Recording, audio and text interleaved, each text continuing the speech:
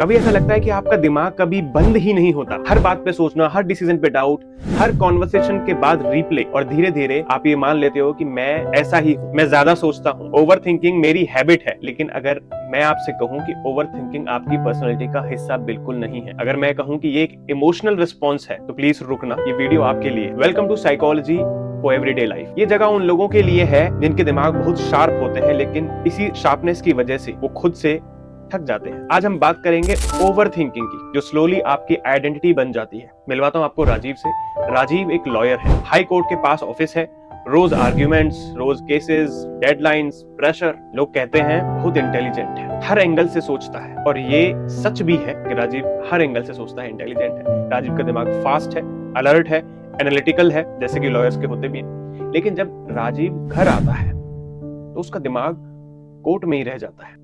Dinner के साथ भी थॉट्स चल रहे होते हैं। ये सिर्फ काम तक लिमिटेड नहीं था, इस तरीके की ओवरथिंकिंग लाइफ के डिसीजंस में भी। क्या बोलना चाहिए था, क्या नहीं बोलना चाहिए था, क्या फ्यूचर में गलत हो सकता है। राजीव के लिए ओवरथिंकिंग नॉर्मल हो चुकी थी। उसे लगता था ये तो मेरा नेचर बन गया, ये मेरा नेचर है। साइकोलॉजी कहती है ओवरथिंकिंग नेचर नहीं होती, ओवरथिंकिंग सर्वाइवल स्ट्रेटजी होती है। राजीव जैसे प्रोफेशनल्स ओवरथिंकिंग इसलिए करते हैं क्योंकि उनका दिमाग हमेशा डेंजर ढूंढता रहता है। कोर्ट रूम में ये यूजफुल है, लाइफ में ये एग्जॉस्टिंग है। साइकोलॉजी कहती है जब दिमाग सेफ फील नहीं करता तो वो कंट्रोल लेने लगता है, और कंट्रोल का सबसे आसान तरीका होता है सोचना, हर पॉसिबल आउटकम के लिए रेडी रहना। राजीव ने कभी नोटिस नहीं किया कि उसका दिमाग कब रिलैक्स करता है, क्योंकि जब वो रिलैक्स करता अंदर से एक ही आवाज आती, अगर कुछ मिस हो गया तो, अगर गलती हो गई तो। और यहाँ से ओवर थिंकिंग एंग्जाइटी बन जाती है। लेकिन राजीव खुद को एंग्शियस नहीं मानता। वो कहता है मैं बस रिस्पॉन्सिबल हूं, मेरी रिस्पॉन्सिबिलिटीज बहुत है, मैं बस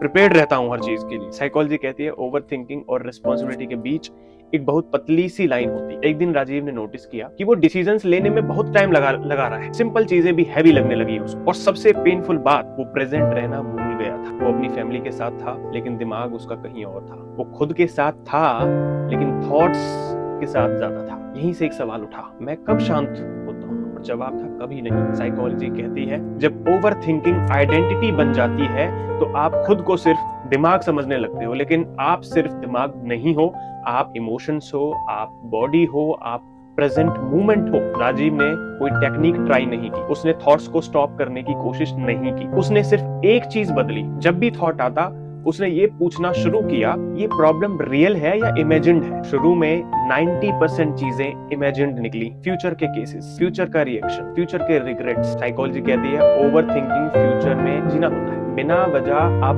फ्यूचर में ही जीते हैं, और ये दिमाग को थका देता है। राजीव ने धीरे धीरे अपने दिमाग को ये सिखाया कि हर थॉट इमरजेंसी नहीं होता, कुछ थॉट्स बस नॉइज होते हैं, और जब आप नॉइज पे रिएक्ट करना बंद कर देते हो तो दिमाग भी धीरे धीरे शांत होता है। अगर आज आपको भी ओवर थिंकिंग को अपनी पर्सनैलिटी मानने की गलती आप कर बैठे हो, समझ बैठे हो, तो प्लीज एक बात आप समझिए, आप वीक नहीं हो, आप ब्रोकन नहीं हो, आपका दिमाग बस बहुत टाइम से अलर्ट मोड पर है। और जब अलर्ट मोड में रहता है कोई भी बहुत ज्यादा टाइम तक, तो थकान आ जाती है। अगर आज की बात आपके मन के किसी कोने को छू गई हो तो याद रखिए, आपको अपना दिमाग कंट्रोल करने की जरूरत नहीं है, आपको सिर्फ ये याद दिलाने की जरूरत है कि हर थॉट सच नहीं होता। इस चैनल को सब्सक्राइब कीजिए अगर आप अपनी इंटेलिजेंस के साथ साथ अपनी शांति को भी इंपॉर्टेंट मानते हो, और कमेंट में लिखिए आज आपका दिमाग किस बात पे अटका हुआ है। और हाँ, एक बात दिल से आपको मैं कहना चाहता हूँ, आप सिर्फ अपने थॉट्स नहीं हो, आप उनसे काफी ज्यादा हो, और मैं जेन्युइनली आपसे ये कहना चाहता हूँ, I love you, thank you.